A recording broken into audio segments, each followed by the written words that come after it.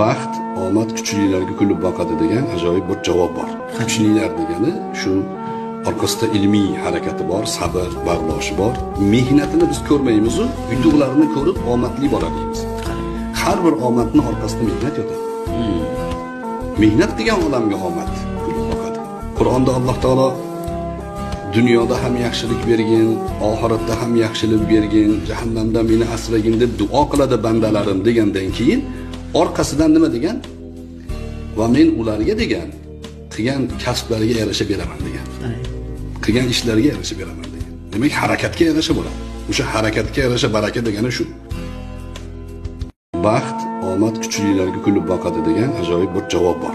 Kuchlilar degani shu orqasida ilmiy harakati bor, sabr, bardoshi bor. Mehnatini biz ko'rmaymiz-u, yutuqlarini ko'rib omadli bo'ladimiz. Har bir omadning orqasida mehnat yotadi. Mehnat qilgan odamga omad kulib boqadi.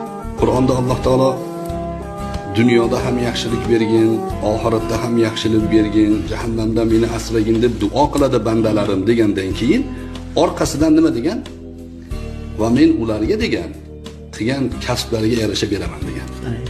Qilgan ishlariga yarasha beraman degan. Demak, harakatga yarasha bo'ladi. O'sha harakatga yarasha baraka degani shu. Baxt, omad kuchlilarga kulib boqadi degan ajoyib bir javob bor. Kuchlilar degani shu orqasida ilmiy harakati bor, sabr, bardoshi bor. Mehnatini biz ko'rmaymiz-u, yutuqlarini ko'rib omadli bo'ladimiz.